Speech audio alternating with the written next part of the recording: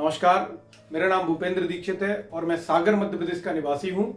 Patel wine and fruit processing industries ग्राम तीतरी जिला रतलाम का 2014 से 2024 तक फ्रेंचाइजी रहा हूं। आज हम बात करने वाले हैं मध्य प्रदेश आबकारी विभाग से प्राप्त होने वाले RWS1 लाइसेंस की। ठीक है, तो सबसे पहले अगर आप RWS1 लाइसेंस लेना चाहते हैं तो आपको मध्य प्रदेश में ही जो वाइन निर्माता कंपनी है उनसे में फ्रेंचाइजी अधिकारिता पत्र और फ्रेंचाइजी अनुबंध करना होता है। तो सबसे पहली जो डिमांड है इस चीज की वो है फ्रेंचाइजी अधिकारिता पत्र, जो मैंने किया था अंबी वाइन शॉप से। इनकी जो फर्म है वो है Patel wine and fruit processing industries, जो कि है ग्राम तीतरी और जिला रतलाम में। ठीक है, दूसरा फ्रेंचाइजी अनुबंध, इनसे अनुबंध होता है हमारा जो कि 5 साल से लेके 10 साल तक होता है, और मेरा इनसे अनुबंध था 10 सालों का, 2014 से लेके 2025 तक का, 31 मार्च 2025 तक का। तीसरा जो है हमें देना होता है इसमें लाइसेंस फीस, किराया अनुबंध, केवाईसी और भी बहुत सारे डॉक्यूमेंट हमारे लिए इसमें इस लाइसेंस को लेने के लिए चाहिए होते हैं। ठीक है, तो ये हो गई। अच्छा, इसमें एक और चीज बता दूं, मध्य प्रदेश आबकारी नीति जो है, ये अंगूर प्रसंस्करण नीति जो है, ये आती है 2007 में। इसमें किसानों की आय को बढ़ाने के लिए मध्य प्रदेश शासन मध्य प्रदेश में ही उत्पादित अंगूर की वाइन से जो कंपनी लाइसेंस को लेने के लिए, RWS1 लाइसेंस लेने के लिए आपको जो है, जिस कंपनी से आप अनुबंध करेंगे वो कंपनी आपसे जो मुझसे डिमांड की गई थी उसके बारे में बात करते हैं। तो सबसे पहले मैंने फ्रेंचाइजी फीस के रूप में 2 लाख रुपए कंपनी को दिए, सुरक्षा निधि के रूप में 2 लाख रुपए कंपनी को दिए, फाइल चार्ज जो प्रोसेसिंग फीस होती है जिसमें लाइसेंस फीस, अनुबंध से लेके जो खर्चे होते हैं वो इसमें जोड़े जाते हैं, तो लगभग 4,30,000 रुपए मैंने इसमें कंपनी को दिए। उसके बाद फर्नीचर के रूप में मैंने तकरीबन फर्नीचर और अन्य खर्च जो होते हैं, फर्नीचर आपका बनेगा 5 लाख रुपए इसके खर्च होते हैं जो उस समय मैंने किए थे। और अन्य खर्च में आपके आ जाते हैं, जैसे आप इसके बाद डिफ्यूजर लेंगे, इंटीरियर करवाएंगे, AC लगवाएंगे, कैमरे लगवाएंगे, और जो भी ऊपर आप लेना चाहते हैं वो सारे खर्च इसमें अन्य खर्चों में कंप्लीट हो जाते हैं।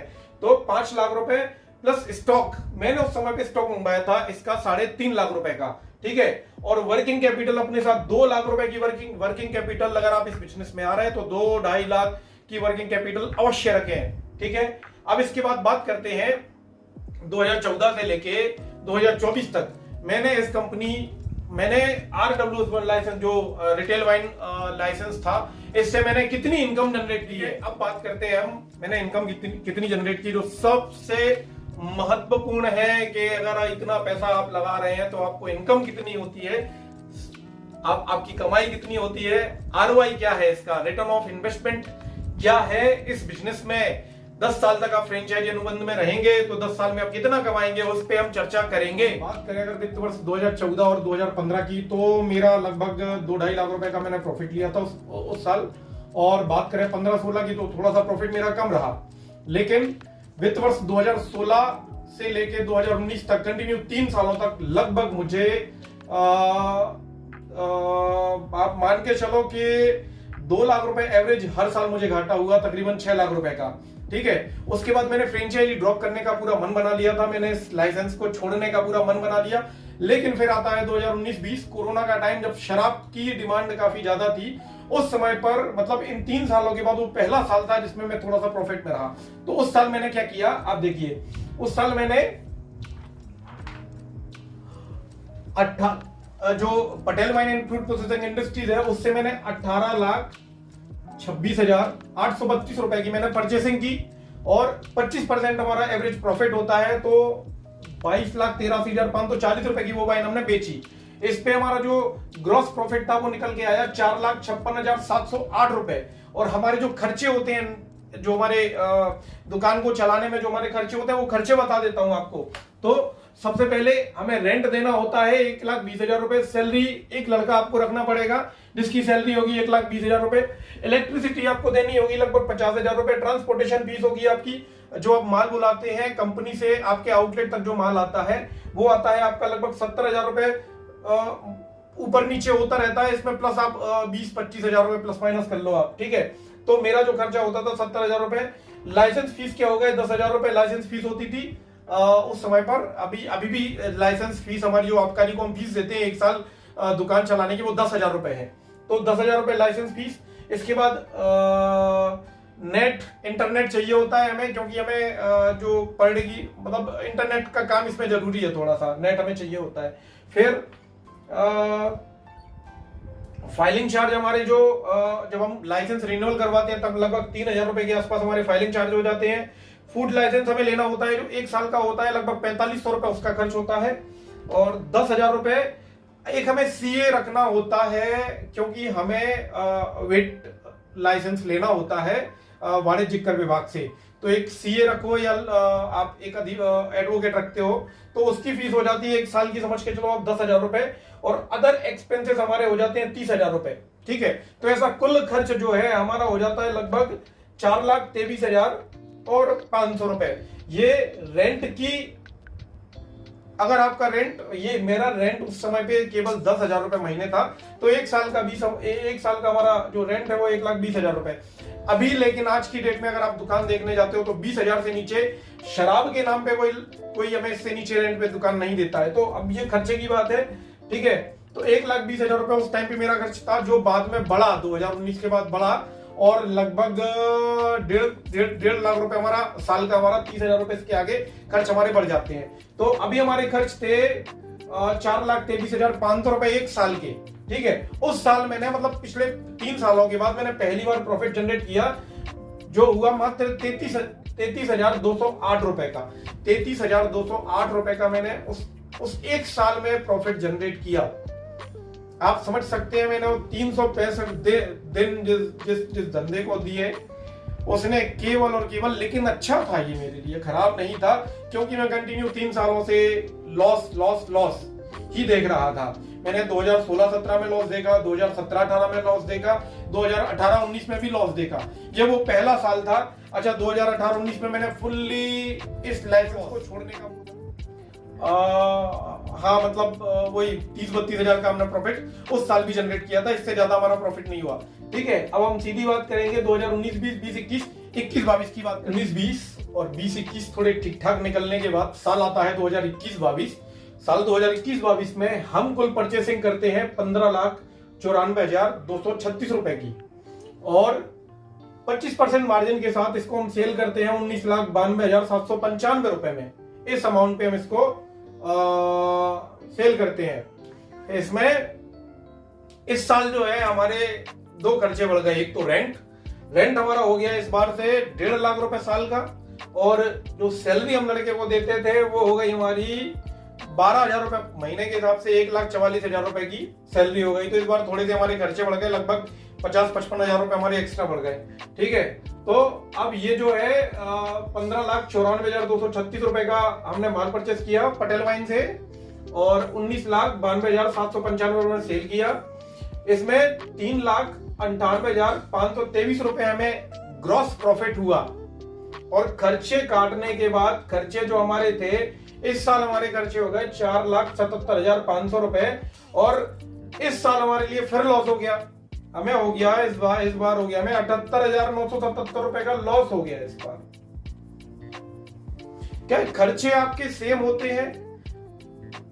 आपकी सेल अगर होती रहे कंटिन्यू तो बहुत अच्छा होता है। अगर सेल नहीं है, अगर आपको खाली खर्चे निकालने हैं तो 25 लाख रुपए की सेल करनी पड़ेगी, वो भी आपका रेंट अगर कम है, क्योंकि सबसे ज्यादा रेंट ही होता है लोगों का। 2-2, 2.5 लाख, 3-3, मतलब अब आज की डेट में जो है रेंट लगभग शुरू होता है, समझ के चलो आप 2.5 लाख रुपए से, क्योंकि जैसे ही वाइन शॉप का नाम आता है तो जो दुकान मालिक होते हैं वो 20,000 25,000 रुपए मिनिमम दुकान किराए पे देते हैं।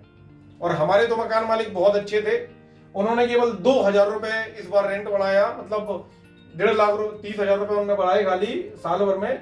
तो अब हमारा जो लॉस था इस साल हमें लॉस हो गया, और हमें लॉस हुआ 78,000 रुपए का, 78,977 रुपए का लॉस हो गया। अब इसके बाद आता है 2022 और 23, तो आगे जानकारी देते हैं। इस साल हम जो है पटेल वाइन से माल खरीदते हैं 16,90,000 और केवल 80 रुपए का। इसको हम 25% प्रॉफिट के साथ बेचते हैं 2,21,12,600 रुपए का। इस बार जो है हमारा ग्रॉस प्रॉफिट निकल के आता है 4,22,520 रुपए। इसमें से हम अपनी ये खर्चे 4,77,500 रुपए माइनस करते हैं, तो इस बार फिर हमें लॉस होता है 54,980 रुपए का। ठीक है, अब ये जो लॉस हुआ ना, ये मेरा हिसाब 2023 और 24 जो हमारा आया, ये सबसे भीषण रहा। मतलब इस साल हमने फरवरी 2024 तक केवल 9,19,959 रुपए की परचेसिंग की अम्बी वाइन से, और उसको सेल किया हमने 1,11,49,948 रुपए में। इस पे हमारा जो ग्रॉस प्रॉफिट निकल के आया वो आया 2,29,989 रुपए। हमने खर्च किए 4,77,500 रुपए, जो कि वार्षिक खर्च है। हर साल के जो खर्च होते हैं, हमें रेंट देना है, लड़के की सैलरी देनी है, हमें बिजली का बिल भरना है, ट्रांसपोर्टेशन जो माल मंगाते हैं तो गाड़ी भाड़ा देना है, हमें लाइसेंस फीस देनी है। ये सब देने के बाद तो इस साल मुझे लॉस हुआ कितने का? 2,47,511 रुपए का। 2,47,511 रुपए का मुझे लॉस हुआ। और फिर मैंने तभी इस लाइसेंस को सरेंडर कर दिया और कंपनी को नोटिस देके फ्रेंचाइजी समाप्त कर दी, अनुबंध समाप्त कर दिया। मैंने कहा भैया बस की नहीं है। अभी तो ये हो गई एक आउटलेट की बात। ये केवल मेरा आउटलेट है, कौन सा? तिली रोड चैतन्य हॉस्पिटल के पास, सागर मध्य प्रदेश का।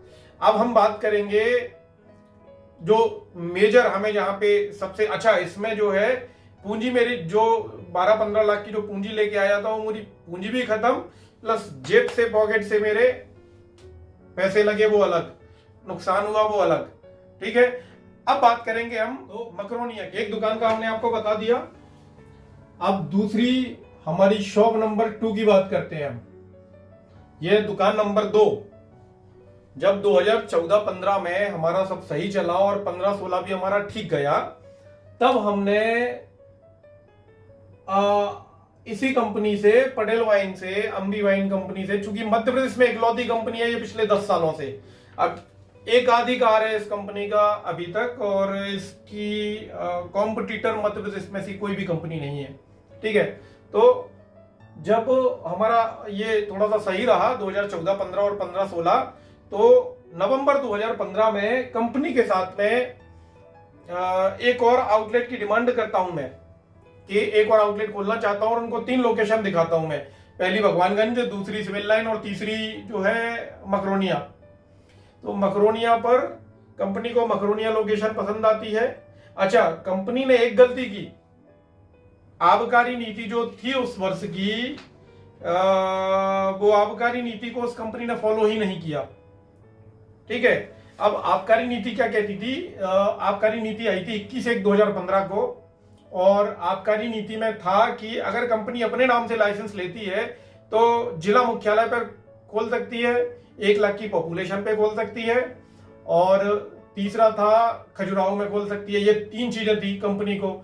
लेकिन यदि कंपनी किसी को फ्रेंचाइजी अधिकृत करती है, तब कंपनी केवल नगर निगम, जो जिले हैं मध्य प्रदेश में, जितने भी जिले हैं और उनमें नगर निगम है, केवल नगर निगम जिले में ही फ्रेंचाइजी अधिकृत कर सकती थी, और निगम सीमा के अंदर फ्रेंचाइजी अधिकृत कर सकती थी। लेकिन कंपनी ने इस बात पे ध्यान नहीं दिया और आबकारी विभाग से वो लाइसेंस मेरा हो नहीं सका। अब कंपनी को मैंने इस अनुबंध में 2 लाख रुपए फ्रेंचाइजी फीस दी थी, 2 लाख रुपए मैंने सुरक्षा निधि दी थी, 30,000 रुपए मैंने कंपनी को प्रोसेसिंग फीस दी, और फाइल मैंने आबकारी विभाग में लगा दी थी। और आबकारी विभाग का लेटर आता है ये मेरे पास कि यार तुम्हारा जो नीति है, नीति में कोई प्रावधान है नहीं, तो हम ये लाइसेंस नहीं कर सकते। तो इसमें हमें लगभग फर्नीचर जो हमने बनवाया था वो बेकार हो गया, और 8-10 लाख रुपए का हमें इसमें नुकसान हो गया। ठीक है, तो अभी तक तो मैंने दिखाया आपको कि कैसे नुकसान हुआ तिली रोड पर। ये दूसरा आउटलेट लिया, इसमें भी हमें नुकसान हो गया 8 से 10 लाख रुपए का। ठीक है, तो ये नीति विरुद्ध जो चीजें हुई हैं, कंपनी को इस पे ध्यान देना था, कंपनी ने नहीं दिया और नुकसान फ्रेंचाइजी को हुआ और कंपनी ने इसकी कभी क्षतिपूर्ति भी नहीं की। अच्छा, ये जो है मैंने 8 लाख रुपए बैंक से सीसी लिमिट बनवाई थी, इसमें मुझे बहुत ज्यादा नुकसान हो गया। 8 लाख रुपए मेरी ये खत्म हुए बैंक के और 12,80,000 रुपए मैंने सीसी लिमिट जो मेरी चली है, तो 12,80,000 रुपए मैंने ब्याज भरा। टोटल 20,80,000 रुपए खाली इस एक दुकान से मुझे नुकसान हुआ। 20,80,000 रुपए कितना बड़ा अमाउंट है। मेरी उम्र थी उस समय पे 24 साल। 24 साल में मैंने आप समझ सकते हो कितना नुकसान उठा लिया। ठीक है, अब आगे बढ़ते हैं। अब आते हैं हम कौन सी तीसरा आउटलेट। ये आउटलेट तो बंद हो गया। अब इसके बाद हम एक नया आउटलेट लेते हैं कटरा में। कवर भी तो करना है, जो पैसा हमने नुकसान में उठाया वो कवर करना है, या तो ऊपर जाएंगे मतलब। ठीक है, अब आगे बढ़ते हैं। शॉप, तीसरी शॉप मैं सागर शहर के सबसे व्यस्त बाजार कटरा बाजार में लेके आता हूं, जो हमारे सागर का मेन मार्केट है। हमें लग रहा था और कंपनी भी बोल रही थी कि शायद अपन सागर के लोगों में पहुंच नहीं पा रहे अच्छे से, तो आप जो है कोई ऐसी लोकेशन देखो। तो वो लोकेशन मैंने देखी कटरा बाजार। ठीक है, तो यहाँ पे कंपनी से मेरा फिर नया अनुबंध होता है। 2 लाख रुपए फ्रेंचाइजी फीस, 2 लाख रुपए सुरक्षा निधि प्रोसेसिंग फीस और फर्नीचर। इस बार फर्नीचर जो मकरोनिया पे फर्नीचर बना था, कुछ फर्नीचर मेरा वो काम आया और कुछ फर्नीचर मेरा नया लगा। तो ऐसे करके इस वाले दुकान में मेरे थोड़े कम खर्च हुए, लगभग 2.5 लाख रुपए, 6,80,000 रुपए। ठीक है, अब इसमें मैंने पूरे साल भर में वित्त वर्ष 2016-17 में कितना कमाया अपन आगे जाम से। तो पूरे एक साल में अप्रैल में मैंने उनसे जो माल परचेज किया था 3,93,960 रुपए का, पूरा ये वित्त वर्ष 2016-17 तक यही चलता है। और मेरा माल ऐसी नौबत ही नहीं आती कि मैं दूसरी बार माल बुला पाऊं। एक साल तक मैं इस माल को ही बेच पाता हूं केवल। 3,93,960 रुपए का मैंने एक साल में माल खरीदा। 4,92,000 25% मार्जिन के साथ 4,92,460 रुपए का मैंने माल बेचा। इसमें ग्रॉस प्रॉफिट जो है वो निकल के आया 98,490 रुपए। और मेरे एक्सपेंसेस जो थे इस दुकान को चलाने, वो थे 4,15,000 रुपए के आसपास। और मुझे जो घाटा हुआ वो था 3,16,510 रुपए का घाटा मुझे इस वाली दुकान से हुआ। फिर मैंने इस पे भी ताला लगा दिया, मैंने कहा भी नहीं चलाना। 2 दुकानें, दोनों में घाटा, मकरोनिया वाली में भी घाटा, इसमें भी घाटा। 2 दुकानों में मुझे घाटा हो गया। अब मैं एकदम चुप बैठ गया। मैंने कहा अब कुछ नहीं करना, अब कुछ नहीं करना। अब मैंने कहा एक ही दुकान चलाऊंगा। कौन सी वाली? जो मैंने सबसे पहले जो आपको बताया था, तिली रोड। मैंने कहा अब वही चलाऊंगा, उसी में देखते हैं। मैंने कहा अब लॉस बहुत हो चुका है, अब नहीं बढ़ना अपन को आगे। ठीक है, मैं पहले ही बता रहा हूं आपको, अगर आपको खाली खर्चे निकालने हैं दुकान के खाली खर्चे निकालने हैं, तो कम से कम 25 लाख की परचेसिंग करके उस पर प्रॉफिट जनरेट करना पड़ेगा आपको, तब जाके आप दुकान के खर्चे निकाल पाओगे। ये RWS1 लाइसेंस के खर्चे निकाल पाओगे। और अगर आपको प्रॉफिट जनरेट करना है तो कम से कम 50 लाख रुपए साल की आपको परचेसिंग करनी पड़ेगी, तब जाके गिरी हालत में 30-35 लाख रुपए की तो करो ही करो। जब 50 लाख रुपए की आप सेल करोगे तब जाके आप अपना प्रॉफिट भी निकालोगे, प्लस आपने जो इन्वेस्टमेंट किया है वो भी निकालोगे। उस पे भी आगे चर्चा करेंगे, ROI पे कि क्या होनी चाहिए, उस पे भी चर्चा करेंगे। ये 2 दुकानें हो गई मेरी। अब अपन तीसरी वाली दुकान जो मैंने खुलती है 2019, 20, 2021 में सिविल लाइन में, उस पे चर्चा करेंगे। इसके बाद चौथा आउटलेट खुलता है मेरा। चौथा आउटलेट खुलता है सिविल लाइन सागर मध्य प्रदेश में। ठीक है, इसमें पहले साल मुझे लॉस होता है 1,60,000, दूसरे साल 2021-22 में होता है 1,78,000, तीसरे साल मुझे लॉस होता है 88,000 और चौथे साल मुझे लॉस होता है 1.5 लाख रुपए। ऐसा कुल मिला के तकरीबन मोटा मोटा पकड़ लो आप तो 6 लाख रुपए के आसपास।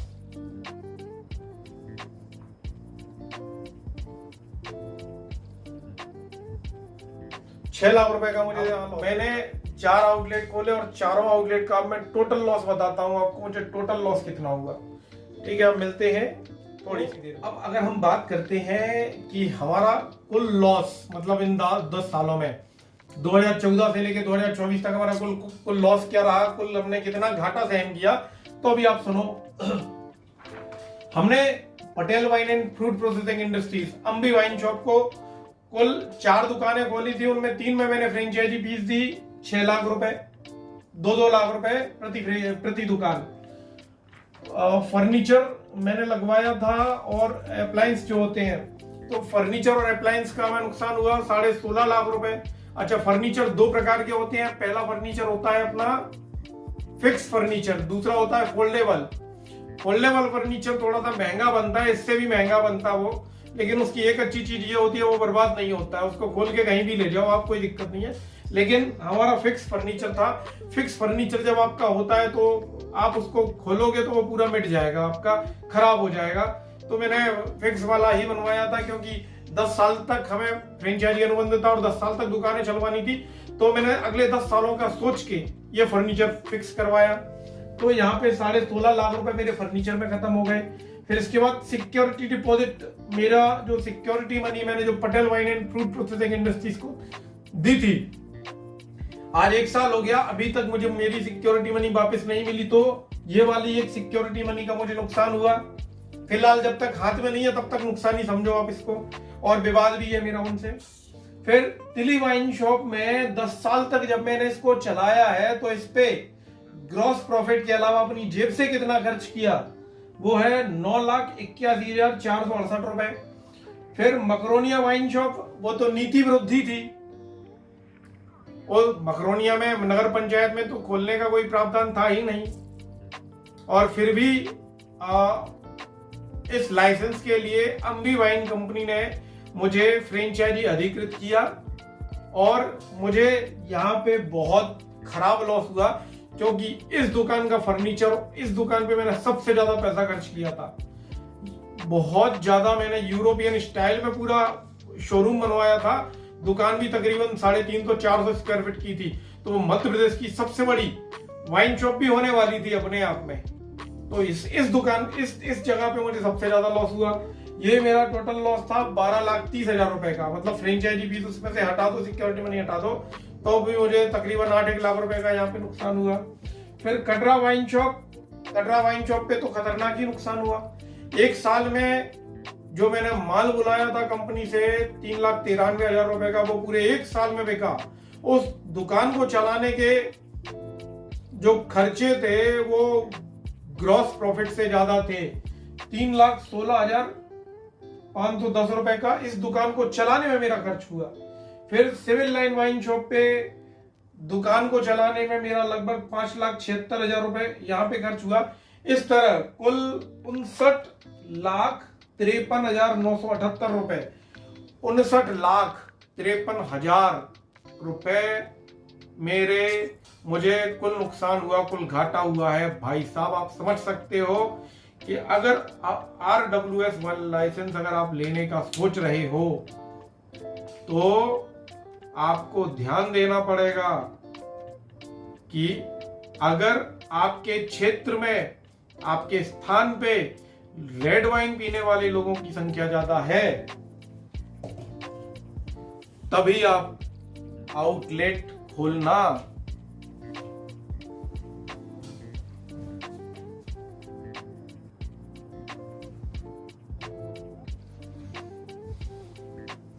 तो अब आपको जो सबसे ज्यादा ध्यान देने वाली चीजें हैं, अगर आप वाइन आउटलेट खोलने का विचार बना रहे हो और आप चाहते हो कि जैसे मैंने 10 सालों तक नुकसान उठाया है आप ना उठाओ, उसके लिए मार्केट सर्च करो। सबसे पहले तो आप जिस क्षेत्र में जहां पर भी दुकान खोलना चाहते हो वहां का मार्केट वाइन शॉप के हिसाब से है, वहां के लोग वाइन को पसंद करते हैं।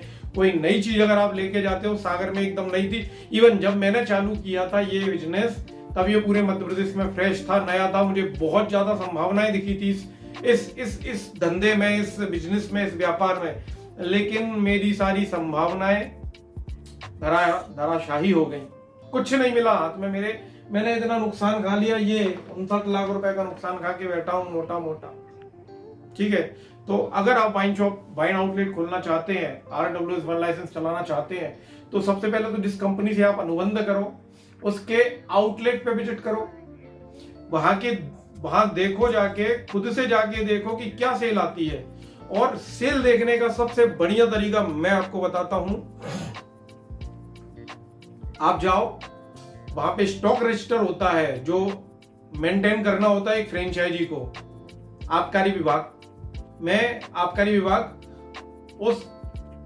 विभाग से जो निरीक्षक आते हैं वो स्टॉक रजिस्टर को देखकर स्टॉक मिलान करते हैं। तो आप जाके उस स्टॉक रजिस्टर को चेक करो, और एक आउटलेट नहीं, कम से कम आप 10 आउटलेट विजिट करो। अगर आप 15 से 20 लाख रुपए इस बिजनेस में, इस व्यापार में अगले 10 सालों के लिए निवेश करने वाले हैं, तो आप कम से कम 10 आउटलेट विजिट करो। आप देखो वहां पे जाके स्टॉक रजिस्टर देखो, स्टॉक रजिस्टर से प्रतिदिन कितनी बोतल सेल होती हैं ये आपको अंदाजा हो जाएगा। कितने रुपए वाली बोतल सबसे ज्यादा सेल होती है, कौन सी वाइन सबसे ज्यादा सेल होती है, कौन सी कम होती है ना, किस पे कितना प्रॉफिट है, कितना मार्जिन है, ये सब आपको समझ में आ जाएगा। दूसरा, आप देखो उस आउटलेट से मांगो आप ट्रांसपोर्ट परमिट, TP। उस पर्टिकुलर वाइन शॉप ने पिछले 3 सालों में या 5 सालों में कितने बार कंपनी से माल मंगाया, कितने बार ट्रांसपोर्ट परमिट, जिसको हम TP बोलते हैं, T और P, T से ट्रांसपोर्ट, P से परमिट, कितने एक साल में कितने बार माल ट्रांसपोर्ट किया अपनी शॉप पे, वो देखो। तीसरा, आप देखो उस आउटलेट पर कंपनी से कितने के बिल बने और कितने के बिल बने हैं। 2 लाख, 4 लाख, 5 लाख रुपए मान के चलो, एक साल में 10 बिल बने हैं, है ना। कुल देखो, परचेसिंग देखो कि उस आउटलेट में कितनी परचेसिंग हुई है। अगर आप 15 से 20 हजार रुपए आउटलेट खोलने से पहले उस पर, उसकी सर्च करने पर, इसके व्यवसाय को देखने समझने के उस पे खर्च कर दोगे, आउटलेट विजिट करने पे खर्च कर दोगे। आउटलेट विजिट करने हैं, आप इंदौर के आउटलेट देखो, भोपाल के आउटलेट देखो, ठीक है। अगर आप छोटे शहर में खोल रहे हो तो आप फिर जाओ देवास, उज्जैन में तो खैर अब है नहीं, नरसिंहपुर है, अपना धार में तो अलग खेल चल रहा है, उसका मैं अलग से वीडियो बनाऊंगा, ठीक है। और भी है, जैसे मंदसौर है, नीमच है, इधर जाके देखो, आप इधर के आउटलेट विजिट करो। आप छतरपुर है, छतरपुर जाओ, आप छतरपुर जरूर जाओ, आप पन्ना जाओ, है ना। इसके बाद और भी जो छोटे छोटे जगह, यहाँ पे जाके देखो आपकी इनके कितने सेल आ रही है। तो आपको चार चीजें ध्यान देनी है। पहला देना है स्टॉक रजिस्टर, दूसरा देना है आपको ट्रांसपोर्ट परमिट, तीसरा देना है आपको बिल, कितने बिल जनरेट हुए, ठीक है। और चौथा, सैटरडे संडे की सेल देखो आप स्पेशली, ये सैटरडे संडे को कितनी सेल हो रही है। बैठो एक दिन पूरा 2 आउटलेट पे, आप 10 आउटलेट विजिट करो, 10 दिन दो, पूरा समझो, उस सेल्समैन से समझो कि वाइन कैसी आ रही है। वो सेल्समैन आपको पूरी कहानी समझाएगा, पूरी कहानी बताएगा। उस फ्रेंचाइजी से मिलके पूरा समझो, आप जो फ्रेंचाइजी संचालित कर रही है उससे पूरा समझो, आपको बहुत फायदा होगा। मतलब आप समझ जाओगे, अगर आप इन चीजों को फॉलो कर लेते हो तो आप समझ जाओगे कि आपको आउटलेट खोलना चाहिए या नहीं खोलना चाहिए, इस में फायदा है या नहीं है। मुझे नुकसान था, मैंने ये नुकसान पूरा आपके सामने रख दिया। जिस भी बंदे को इससे रिलेटेड कोई भी डॉक्यूमेंट चाहिए हो, मुझसे कांटेक्ट कर सकता है। मेरा नंबर है, केवल व्हाट्सएप करिएगा 88 71 330 720। अभी तक Patel wine and fruit processing industries का इस मध्य प्रदेश में इस पूरे व्यवसाय पर एकाधिकार है। मध्य प्रदेश में केवल यही एक विनिर्माता इकाई है। इसके बाद हरदा के पास एक वाइनरी बन रही है, शायद बहुत जल्दी शुरू भी हो जाए वो, और एक खंडवा के पास भी वाइनरी शुरू होने वाली है। तो थोड़ा सा इंतजार करें, रुकें थोड़ा सा, आप देखें भविष्य में और 4 से 5 वाइनरी को आने दें मध्य प्रदेश में, उसके बाद आप वाइन आउटलेट को चालू करें। किसी की बातों में आके कभी भी आउटलेट चालू मत कर देना, आपके पूरे पैसे डूब जाएंगे। आप ये लाइसेंस मत ले लेना, अगर आपने छोटे शहरों में लाइसेंस ले लिया तो बहुत ज्यादा नुकसान हो जाएगा आपका, क्योंकि आउटलेट के खर्चे निकालने के लिए आपको कम से कम गिरी हालत में 25 लाख रुपए की सेल करनी पड़ेगी, तब जाके आपके आउटलेट निकलेंगे। और उसमें भी दुकान अच्छी लोकेशन पे देखना, ज्यादा भीड़ भाड़ वाली लोकेशन ना हो, सेल्समैन बहुत प्यारा रखना, क्योंकि पूरा खेल है कन्विंस करने का। आपके पास जितने भी ग्राहक आएंगे ना, वो सारा लीकर डिमांड करेंगे। जब मैंने आउटलेट ओपन किया था 100% कस्टमर लीकर डिमांड करते थे, विस्की बियर रम डिमांड करते थे।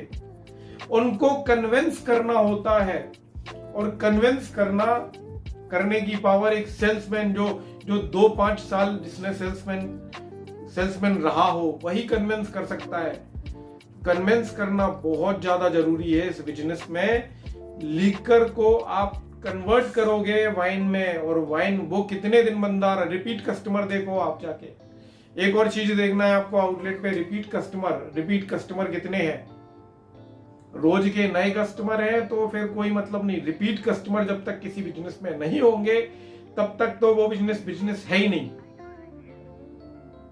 रतन टाटा जी के शब्द हैं ये कि रिपीट कस्टमर। आपका प्रोडक्ट इतना शानदार होना चाहिए, आपका जो वाइन है वो इतनी शानदार होनी चाहिए कि लोग आए लाइन लगा के वाइन खरीदें आपके यहाँ से।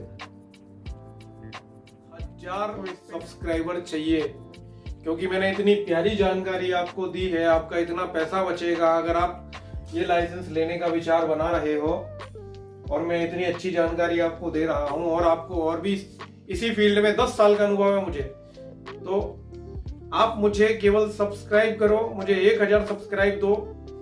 वीडियो जिस दिन अपलोड हो उस दिन से मुझे 1000 सब्सक्राइबर चाहिए, केवल 1 हफ्ते में। निवेदन है 1 हफ्ते में। और वीडियो अच्छी लगे तो इसको लाइक जरूर करना और शेयर करना अपने दोस्तों के साथ, क्योंकि हो सकता है आपके बहुत सारे दोस्त सोच रहे हो इसको चीज को करने का, तो वो भी थोड़ा सा उनको भी इसमें हेल्प मिल जाएगी। ठीक है, तो प्लीज लाइक करें और सब्सक्राइब करें। और 1000 सब्सक्राइबर तो मुझे चाहिए। आप उस पे मतलब जो सब्सक्राइबर बटन है ना, उस पे प्लीज दबा दो, कुछ नहीं जाएगा आपका। 1000 सब्सक्राइबर, इतना नुकसान हो गया, थोड़ा सा यूट्यूब से कमा लूंगा मैं। निवेदन है, धन्यवाद।